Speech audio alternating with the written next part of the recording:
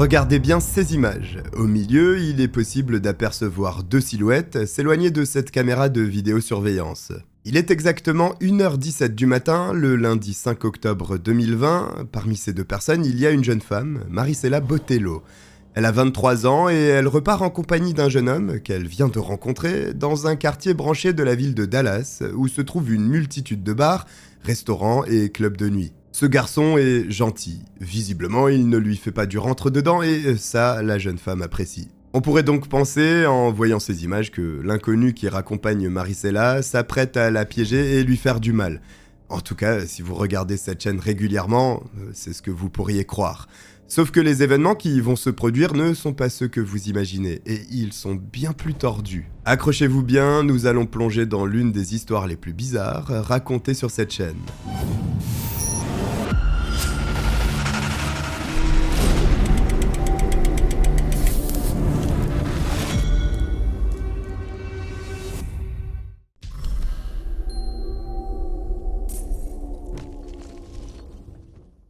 Juste avant qu'on ne débute la vidéo, et juste pour être sûr que je ne suis pas le seul, est-ce que vous aussi vous faites harceler par des numéros que vous ne connaissez pas? Et dans 100% des cas, c'est une personne qui veut me changer mon abonnement téléphonique, mon assurance ou je ne sais quoi, et des fois quand je décroche, ça répond même pas. À quoi ça sert leur truc s'ils appellent pour pas répondre? Ou alors c'est un robot en anglais qui me répond?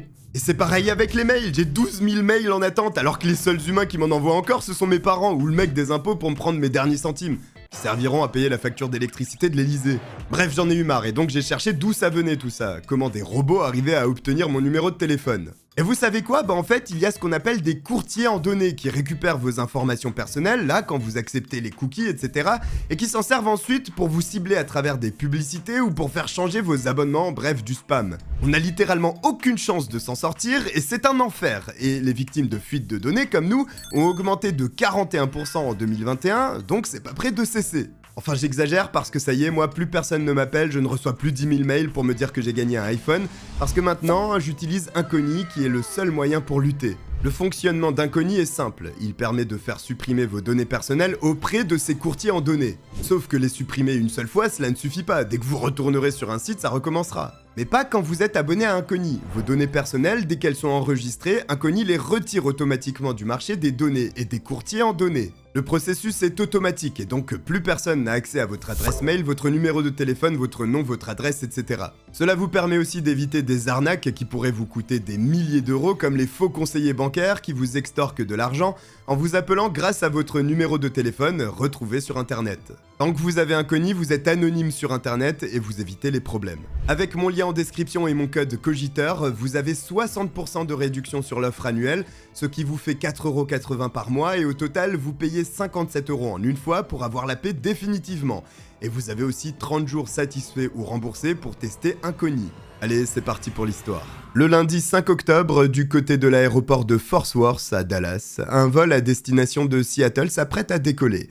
C'est le moment de l'embarquement, les employés de la compagnie aérienne qui assure la liaison entre ces deux villes américaines appellent les passagers à prendre place dans l'appareil. Comme souvent, il y a des retardataires, les noms de chaque personne ayant réservé un siège mais n'étant pas encore installés dans l'avion et diffusés dans tout le terminal pour annoncer que c'est leur dernière chance pour ne pas manquer le vol. Finalement, tout le monde rejoint son siège, sauf une personne, Marisela Botelho. Rater un avion, ça arrive. Celui-ci décolle donc en direction de l'État de Washington et la ville de Seattle.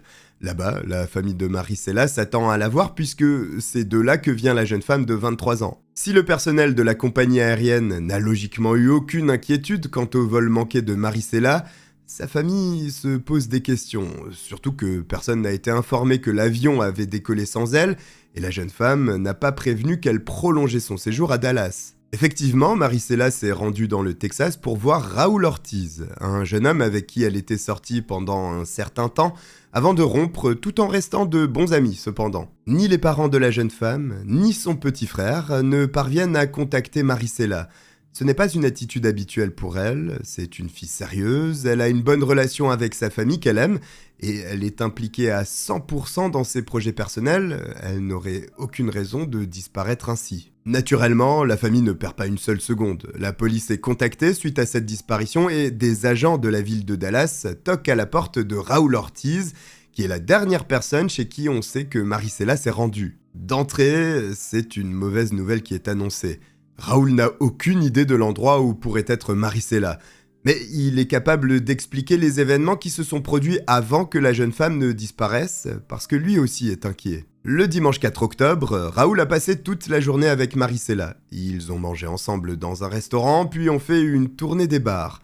Le jeune homme admet avoir beaucoup bu, jusqu'à l'excès, au point de tout régurgiter. Ivre et avec des vêtements sales, il est temps pour Raoul de rentrer chez lui. Comme Marisela est logée par son amie, elle le raccompagne en faisant également attention à son état qui est catastrophique. Un point important, et qui est l'élément essentiel dans ce qu'il s'est produit, est que Raoul a oublié les clés de son appartement. Les deux amis sont donc bloqués à l'extérieur en pleine soirée. Il reste une dernière chance d'entrer dans le logement cependant, avec le colocataire du jeune homme qui est peut-être là. Mais ce soir, la chance n'est pas de leur côté, et personne n'ouvre la porte.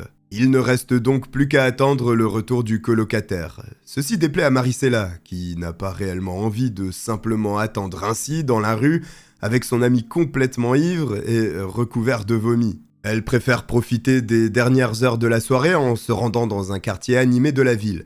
Marisela commande donc une course sur Uber pour être déposée à Deep Ellum, qui est le coin de Dallas où il faut se rendre si l'on veut manger, boire et faire la fête jusqu'à pas d'heure. Grâce à ce témoignage, les policiers obtiennent suffisamment de matière pour lancer leur investigation. Ils connaissent l'heure à laquelle Marisela a laissé Raoul devant chez lui, ils savent qu'elle s'est rendue à Deep Ellum, et donc, pour s'assurer que le jeune homme ne mente pas, les agents se rendent dans le quartier pour discuter avec les propriétaires des bars et des clubs de nuit. Lors de leur porte-à-porte chez les différents établissements, les enquêteurs arrivent devant le Punk Society. Là-bas, comme dans les autres bars, on n'a pas vu Marisela. Mais ce bar est intéressant parce qu'il possède un système de vidéosurveillance donnant sur la rue. Les policiers demandent si l'autorisation leur est donnée pour visionner ces bandes. Le propriétaire consent et il se cale donc sur la plage horaire à laquelle la jeune femme aurait dû se tenir dans les parages au cours de la nuit du 4 au 5 octobre. L'une des caméras de l'établissement filme l'arrière de celui-ci et donne sur un grand parking. Les inspecteurs ont bien fait de vérifier ces enregistrements parce qu'ils aperçoivent un homme vêtu d'un t-shirt rouge accompagné d'une jeune femme habillée d'une robe de couleur foncée, sûrement noire. L'homme est inconnu des policiers. En revanche, la jeune femme correspond au signalement de Marisela Botelho, la fille disparue. Les enquêteurs sont même convaincus qu'il s'agit d'elle, alors ils tentent de trouver d'autres angles de caméra afin de comprendre où la jeune femme aurait pu se rendre. Notez que c'est aussi une bonne nouvelle pour Raoul Ortiz qui, bien entendu, avant que la vidéosurveillance ne dévoile ses images, était considéré comme un suspect dans la mesure où il était la dernière personne à être entrée en contact avec Marisela. Les agents sont chanceux, puisqu'il y a une seconde caméra qui a filmé les deux personnes recherchées. Cette caméra se trouve un peu plus loin à une station-service et Marisela semble toujours marcher en compagnie de cet homme inconnu. Les deux montent dans une voiture de la marque Audi, un modèle A3 de couleur noire. Sans audio, il est impossible pour les enquêteurs de savoir si Marisela a été contrainte de suivre l'homme ou non. De prime abord, il apparaît que la jeune femme suive volontairement cette personne. Elle ne semble pas se débattre ou essayer d'interpeller des passants qu'il croise à plusieurs reprises. Toutes les images que les policiers ont visionnées se déroulent entre 1h15 du matin et 1h25 environ. Pour essayer de comprendre, les enquêteurs demandent un mandat qu'ils obtiennent pour contrôler les mouvements bancaires de la jeune femme. Ne connaissant pas l'homme sur la vidéo, il se pourrait qu'il soit aussi un ami de Marisela et qu'elle ait prolongé son séjour à Dallas sans prévenir finalement. Les comptes bancaires sont épluchés et c'est une mauvaise nouvelle dans le cadre de cette enquête puisqu'il n'y a rien. Aucun mouvement, aucune transaction effectuée depuis le 4 octobre, ce qui est mauvais signe. Pour approfondir, avant de mettre en avant l'hypothèse criminelle, c'est l'activité du téléphone portable de Marisela qui est analysée, et là encore, absolument rien depuis le 4 octobre. La jeune femme n'a répondu à aucun message, ni appel de ses proches inquiets, et elle n'a pas émis d'appel, ni envoyé le moindre SMS. Comme cela ne fait pas si longtemps que la disparition est signalée, les autorités patientent en contrôlant régulièrement les mouvements, qu'ils soient bancaires ou téléphoniques. Après plusieurs jours, il faut se rendre à l'évidence, Marisela n'utilise plus son téléphone ni sa carte de crédit. Par conséquent, les inspecteurs de la police de Dallas supposent qu'ils font face à un enlèvement compte tenu de l'absence d'activité de la jeune femme et son profil. Un nouvel indice fait tout de même douter les policiers. C'est encore une vidéosurveillance, celle d'un 7-Eleven, qui est un petit magasin ouvert en continu, où l'on aperçoit Maricela en compagnie de l'homme, et sur la vidéo, la jeune femme a le sourire aux lèvres. Donc à cet instant, elle ne semble pas inquiète pour son intégrité physique. Elle apparaît donc accompagner cet individu inconnu de la police. Enfin, plus totalement inconnu, parce que grâce à la vidéo, il est possible de lire la plaque d'immatriculation du véhicule Audi, et cette immatriculation permet d'obtenir le nom du propriétaire. Il s'agit de Charles Chuck Beltran. La photo de celui à qui appartient la voiture correspond à l'homme aperçu en compagnie de Maricela. Qui est donc ce Charles Beltran et comment connaît-il Maricela ? C'est un homme de 31 ans. Il est employé dans l'un des établissements se trouvant dans le quartier de Deep Ellum, et aussitôt, les inspecteurs supposent donc que Maricela venait sûrement de faire sa rencontre ce soir-là. Plus inquiétant, le jeune homme est connu des services de police de Dallas. Il se trouve dans la base de données pour des faits de vol aggravé à main armée. Il a braqué un homme qui l'a frappé avec la crosse de son arme avant de lui dérober son portefeuille, et pour ce crime, il a écopé de 2 ans d'emprisonnement. Cette information fait une nouvelle fois craindre pour la vie de Maricela. Les forces de l'ordre décident donc de traquer par GPS le téléphone de la jeune femme pour savoir où elle pourrait se trouver en espérant que l'appareil soit toujours avec elle. Le dernier lieu où borne le téléphone de la disparue est une ville à l'est de Dallas et en périphérie, du nom de Mesquite. En voyant cela, le recoupement est immédiatement fait avec le propriétaire de la voiture Audi, puisque c'est là-bas que Charles Beltran a enregistré son véhicule. Le jeudi 15 octobre 2020, en début d'après-midi, les agents de la police de Dallas se rendent à l'adresse de leur suspect. Ils toquent à la porte qui prend du temps à s'ouvrir, et elle ne s'ouvrira jamais d'ailleurs. C'est par le biais de l'interphone qu'une communication s'établit. C'est alors que les policiers sont surpris, parce que leur interlocuteur, ce n'est pas du tout Charles Beltran. C'est une femme qui paraît étonnée de les voir. Elle se présente comme étant Lisa Dykes. Les enquêteurs expliquent donc qu'ils viennent pour parler à Charles Beltran, mais Lisa les coupe aussitôt, en indiquant qu'elle ne l'a plus vu depuis des semaines. Les agents demandent donc à la femme si elle peut décrire la relation qu'elle entretient avec Charles, puisqu'il a utilisé son adresse pour enregistrer sa voiture. Mais Lisa, coopérative jusque-là, refuse d'en dire plus aux enquêteurs. Elle répète simplement qu'elle ne l'a pas vu depuis plusieurs semaines, qu'elle est incapable de le joindre, et qu'elle n'a aucune idée de l'endroit où il pourrait être actuellement. L'investigation se dirige vers une impasse. Sans Charles Beltran, impossible de comprendre où aurait pu se rendre Maricela. Lisa Dykes ne semble pas coopérer et de toute manière, elle n'est pas impliquée a priori. Alors les autorités passent un appel public pour retrouver Beltran. Publiquement, il est annoncé que l'homme n'est pas suspecté. Il est seulement un témoin qui pourrait aider à la résolution du mystère entourant la disparition de la jeune femme.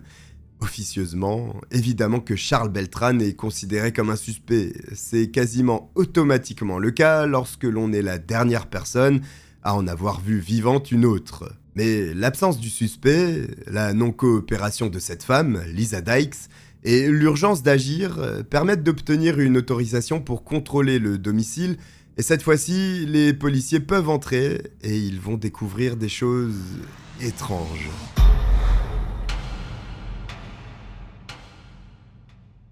Maricela Botelho, une jeune femme de 23 ans, a disparu depuis un peu plus d'1 semaine. La police sait qu'elle a passé sa dernière soirée avec un certain Charles Beltran, mais lui aussi est introuvable. Et voici qu'une femme, Lisa Dykes, entre dans l'équation puisqu'elle connaît le jeune homme qui semble utiliser son adresse. Seulement, elle dit n'avoir aucun moyen de le contacter, ne sait pas où il se trouve, et cela ferait des semaines qu'elle ne l'aurait pas vu. Les forces de l'ordre décident donc d'entrer dans la maison à l'aide d'un mandat. Quand ils franchissent le pas de la porte, ils ne s'attendent pas à ce qu'ils découvrent. Le domicile paraît vide, comme si des gens venaient simplement d'emménager avec le strict minimum. Même si cela donne cette impression, les policiers pensent à l'inverse. Il y a eu un déménagement et des meubles ont été sortis de la maison. Il y a des objets posés à même le sol, les placards ainsi que les armoires ont leurs portes ouvertes et sont en partie vides. Il y a des câbles et ce qui semble être une box internet reposant au sol sans meubles autour. C'est curieux comme intérieur quand on sait que cette maison est l'adresse de Charles Beltrán depuis un long moment. Dans le couloir de l'entrée, il y a même un matelas tenant debout contre un mur, alors qu'il devrait se trouver dans une chambre et sur un lit. En entrant dans la chambre principale, les enquêteurs découvrent que le plafond de cette chambre s'est écroulé en partie et qu'il a été laissé ainsi. La cuisine est dans un état déplorable, avec de la nourriture délaissée sur les plans de travail et de la vaisselle abandonnée dans l'évier. Cela donne l'impression que les occupants ont juste décidé de partir instantanément en laissant tout ça derrière eux. La police continue d'analyser les lieux et tombe sur une statuette un peu étrange qui pourrait représenter la mort.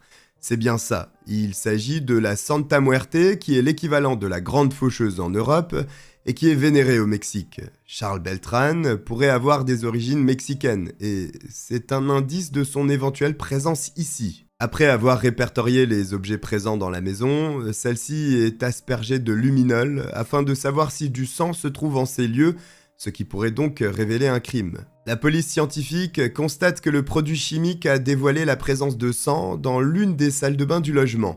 Il y en a sur le cadre de la porte, ainsi que dans la baignoire. Les quantités semblent élevées. Ce n'est pas simplement une personne qui a perdu légèrement du sang, ça colle avec un potentiel meurtre. Il y a une autre zone de la maison qui réagit positivement au luminol. C'est l'une des chambres. Sous une fenêtre, une partie de la moquette a été nettoyée. Mais le produit chimique révèle le sang même s'il a fait l'objet d'un nettoyage. Et une nouvelle trace est découverte à cet endroit. Du sang en forte quantité, une tentative d'effacer la présence du fluide humain, et une maison dans un état. Cela laisse craindre le pire aux policiers qui font analyser le sang aussitôt. Et ils s'en doutaient, il s'agit du sang de Maricela Botelho. De l'ADN est aussi prélevé autour des marques de sang. Il révèle la présence d'un profil féminin autre que celui de Maricela et d'un profil masculin correspondant à Charles Beltrán.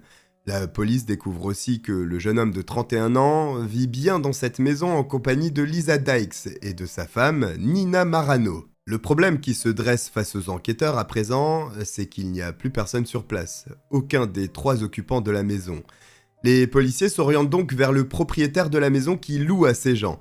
Ils espèrent qu'il aura des informations précieuses à leur fournir. Et ils apprennent des choses. Lisa travaille comme assistante juridique depuis 30 ans. Elle s'est aussi mariée 3 fois et de ces 3 unions sont nés 3 enfants, dont Chelsea, qui a grandi avec sa mère et qui a partagé la maison à Mesquite avec elle. Mais alors que Chelsea a 20 ans, elle est mise à la porte de chez elle pour que Charles Beltrán, le vigile de boîte de nuit qui veut percer dans le domaine du rap, puisse emménager. Il dispose de sa propre chambre ainsi que d'un petit espace pour enregistrer ses chansons. Lisa, folle de lui, a même acheté la voiture Audi avec laquelle il roule, mais ce n'est pas tout.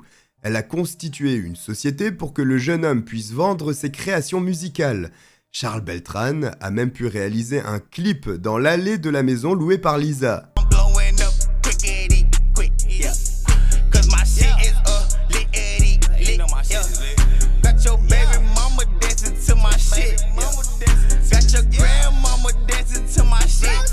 C'est ce que vous venez de voir à l'instant. Normalement, je ne devrais pas avoir de problème de droit d'auteur, vous comprendrez.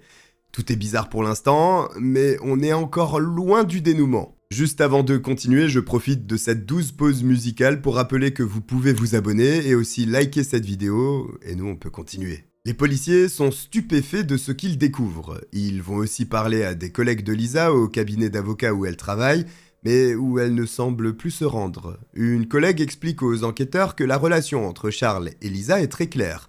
Elle est sa sugar mama. Habituellement, c'est plutôt le terme sugar daddy que l'on entend, c'est-à-dire un homme qui va baser une relation amoureuse avec une jeune femme sur l'argent et en l'entretenant ainsi. Dans le cas de Lisa, c'est la même chose, sauf que les rôles sont inversés. On pourrait se demander comment la collègue de la femme de 56 ans peut savoir une telle chose sur sa vie privée. Eh bien, c'est tout simplement parce que Lisa ne garde pas du tout ça pour elle. Elle en parle à son entourage parce qu'elle en est très fière. Si vous vous souvenez bien, j'ai parlé de 3 résidents au sein de la maison. Lisa, Charles et la femme de Lisa, Nina Marano. C'est en 2019 que Lisa a épousé Nina. Cette dernière est âgée de 48 ans, c'est une avocate brillante au barreau de New York. Mais alors comment s'est-elle retrouvée à Mesquite, dans le Texas, avec Lisa et Charles ? Eh bien, Nina était mariée à un homme fortuné qui est décédé. Elle a donc hérité d'une forte somme, puis a rencontré Lisa. La relation entre les deux femmes ressemble un peu à celle entre Lisa et Charles, sans que cela aille aussi loin. Mais clairement, l'argent joue un rôle important également. Suite au mariage, Nina est venue s'installer au Texas en conservant son emploi à New York, où elle faisait l'aller-retour lorsque cela était nécessaire.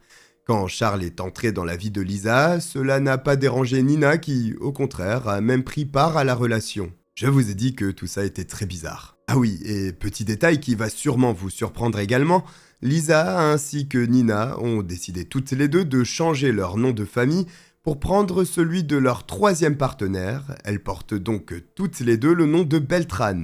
Quoi qu'il en soit, tous ces renseignements, bien qu'ils soient presque inédits pour les enquêteurs, un peu sous le choc de ce qu'ils apprennent, sont utiles à l'enquête pour retrouver Marisela ou au moins comprendre ce qu'il s'est produit et essayer de mettre la main sur le trio. Parce que oui, le 5 octobre, le jour de la disparition de la jeune femme de 23 ans, les données GPS des téléphones portables de tout ce beau monde indiquent que chacun se trouvait dans la maison où le sang de Marisela a été découvert. Des mandats d'arrêt au nom de Charles Beltran, Lisa Dykes et Nina Marano sont délivrés en vue d'une arrestation pour meurtre. Simplement, les suspects ont visiblement bien compris qu'ils se trouvaient dans le collimateur de la police et se sont envolés en vidant la maison.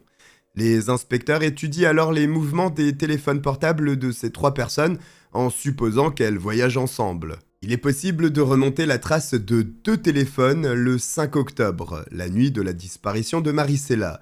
Ce sont ceux de Lisa et Nina qui semblent s'être rendus dans la région d'Hutchinson, une ville située au sud de Dallas. Ce coin est très boisé. Il y a aussi beaucoup de plans d'eau. Les inspecteurs songent immédiatement au déplacement du corps de la jeune femme après son meurtre. Cela pourrait être l'endroit où la dépouille a été abandonnée par les meurtriers. Des effectifs sont alors déployés dans la zone afin de rechercher le cadavre de Marisela. En novembre 2020, des fouilles intenses démarrent, mais le coin regorge d'endroits potentiels où abandonner un corps. Malgré les efforts de la police, Marisela n'est pas retrouvée. L'enquête se fige alors quelques mois. Ce n'est qu'en mars 2005 qu'un rebondissement survient.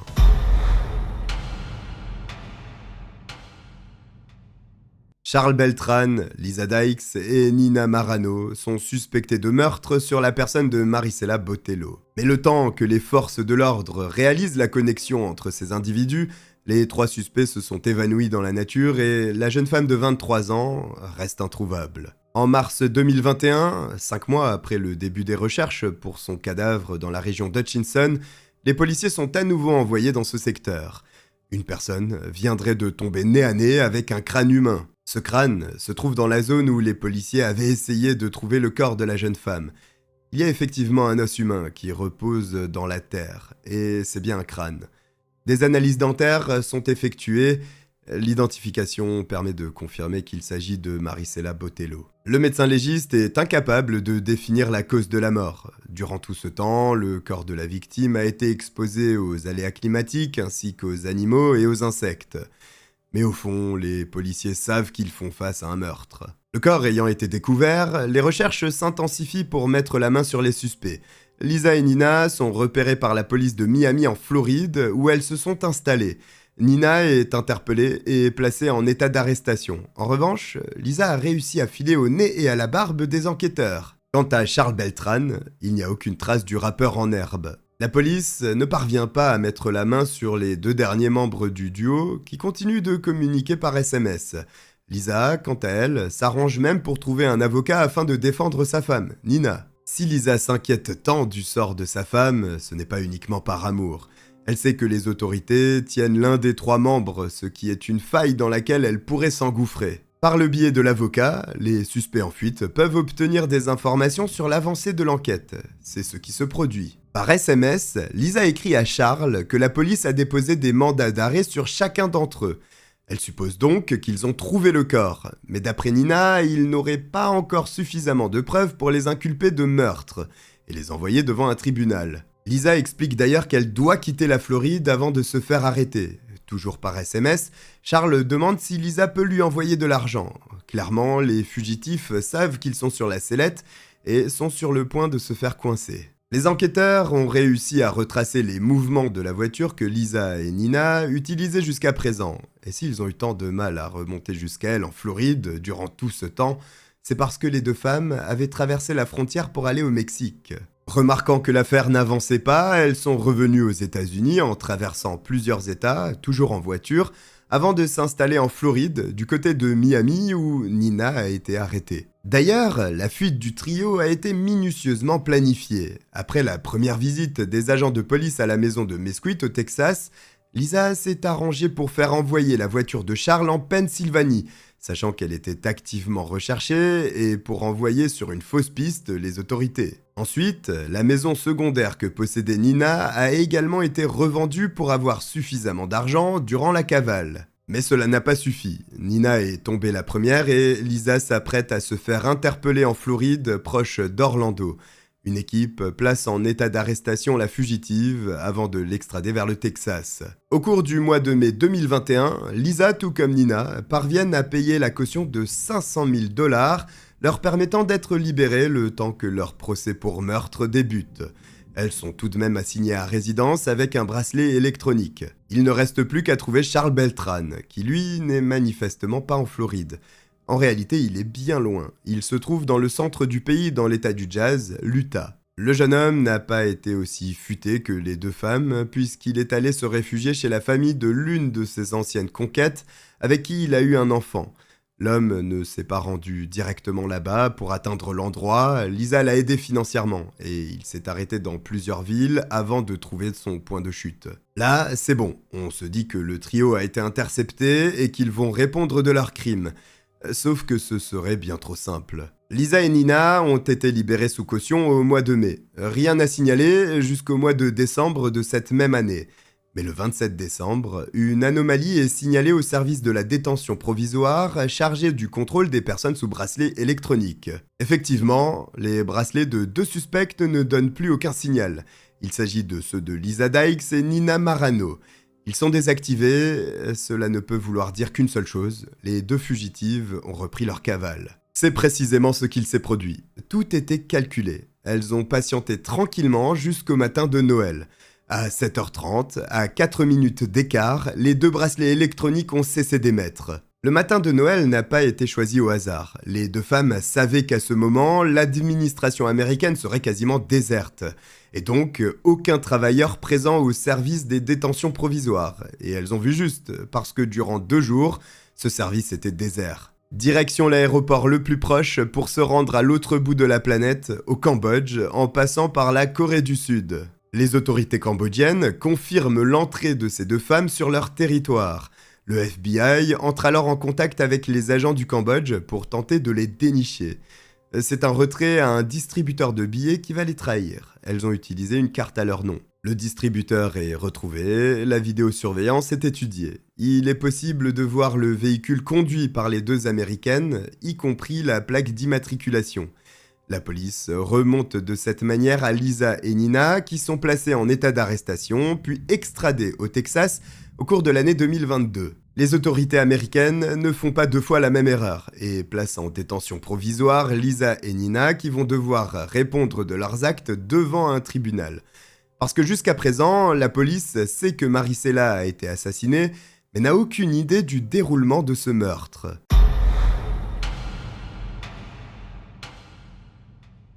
Les 3 suspects sont enfin réunis pour tenter de comprendre ce qui est arrivé à Maricela Botelho cette nuit du 5 octobre 2020. Malgré leurs multiples tentatives pour éviter la case prison, Lisa Dykes et Nina Marano doivent comparaître en compagnie de leur 3e complice, Charles Beltran.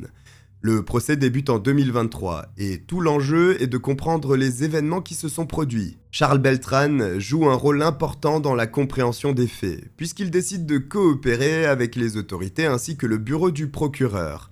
La fuite des 2 femmes a dû lui rester entre la gorge. Sa solidarité a sûrement pris fin à ce moment. Le jeune homme admet avoir rencontré Maricela le dimanche soir dans le quartier de Deep Ellum. Ils se sont bien entendus et il a proposé à Maricela de venir dormir chez lui. Les images de vidéosurveillance vont dans ce sens. La jeune femme semble suivre volontairement Charles et donc, jusque-là, l'histoire tient debout. Charles Beltran raconte ensuite qu'il dormait avec Maricela quand Lisa Dykes est entrée folle de rage dans la chambre, armée d'un couteau. Le jeune homme a pu voir Lisa au-dessus de Marisela en train de la poignarder violemment. C'est Nina qui est ensuite entrée dans la chambre en entendant tout le vacarme de cette attaque brutale. Le jeune homme, choqué par cet acte, aurait alors repoussé Lisa puis aurait ensuite constaté le décès de la jeune femme. C'est alors qu'il aurait décidé de s'enfuir de cette maison où sont restés Lisa et Nina. Les propos de l'accusé sont appuyés par les données GPS qui confirment ses déplacements dès le soir du meurtre. Ce serait donc une crise de jalousie de la part de la Sugar Mama qui aurait conduit à ce meurtre atroce. Sauf que les avocats de Lisa Dykes expliquent que la femme n'aurait eu aucun mobile pour exécuter de la sorte la pauvre Marisela. Elle ne la connaissait pas, comment aurait-elle pu être jalouse au point de vouloir la tuer ? D'autant plus que Lisa indique qu'elle n'avait aucun lien amoureux avec Charles Beltran. Oui, elle investissait dans la carrière de celui-ci, mais cela s'arrête là. En revanche, l'égomaniaque et manipulateur de femmes qu'il est aurait pu commettre ce meurtre. Après tout, il se fait surnommer Gorgeous Chuck, traduit par Charles le Magnifique, et il se décrit lui-même comme 50-50, entendez par là 50% incroyable, 50% fou. D'après les avocats de Lisa Dykes, c'est plutôt un profil comme le sien qui a commis le crime, puis a manipulé les deux femmes pour s'en sortir. Et puis, il a déjà commis une agression à main armée pour laquelle il a écopé de 2 ans et demi de prison, sans oublier que c'est lui qui a rencontré Marisela. C'est lui qui l'a ramenée à la maison, et c'est lui qui se trouvait dans le lit en sa compagnie. Justement, sur ce point, Charles explique qu'il se sentait piégé. C'est ce qui justifie sa fuite parce qu'il savait qu'ayant été déjà condamné, il aurait été suspecté immédiatement. Mais alors pourquoi ne pas avoir contacté la police plus tard ? Tout simplement pour la même raison, son comportement aurait été d'autant plus suspect. Après quelques jours, il dit être revenu suite à un appel de Lisa et avoir suivi les deux femmes par crainte d'être envoyé en prison. Il paniquait, avait peur et ne savait pas quoi faire d'autre. La défense de Lisa et Nina est convaincante, mais la police sait qu'il y a une liaison entre Charles et les deux femmes, notamment parce qu'au cours de l'enquête, ils ont parlé à l'ancienne collègue de Lisa au cabinet d'avocats, à son propriétaire et à sa coiffeuse, auprès de qui elle se vantait de sa situation. Il y a donc 3 personnes différentes qui ne se connaissent pas, qui remettent en cause la version de la défense. Lisa aurait même déjà été jalouse de Nina d'après sa coiffeuse. Elle lui aurait dit qu'elle avait surpris Charles et sa femme dans le même lit en train de coucher ensemble, et qu'au moment où elle a découvert ceci, elle aurait dû tuer Nina. Ce qui est surprenant en un sens, puisque ce polyamour semble venir de Lisa elle-même. C'est elle qui a fait entrer tout ce petit monde en relation. La jalousie peut donc tout à fait être un mobile valable s'agissant du meurtre de Marisela. Lisa n'aurait pas supporté que Charles couche avec la jeune femme de 23 ans. D'ailleurs, Lisa était totalement folle de Charles, au point de changer son apparence physique. Elle a réussi à perdre 25 kilos. Elle prenait grand soin de sa coiffure en faisant des couleurs, ce qu'elle n'avait jamais demandé auparavant. Et surtout, elle a fait de la chirurgie esthétique pour plaire le plus possible au jeune homme. La femme essayait tout simplement de ressembler aux jeunes filles dans les clips de son compagnon. Durant le procès, un autre point curieux arrive sur la table. Les policiers avaient découvert une statuette de la Santa Muerte chez Lisa. Une témoin affirme qu'elle se présentait aussi comme une personne faisant de la sorcellerie. Le meurtre de Marisela est-il lié à un culte ? C'est ce qu'essaye de savoir la cour par une autre témoin.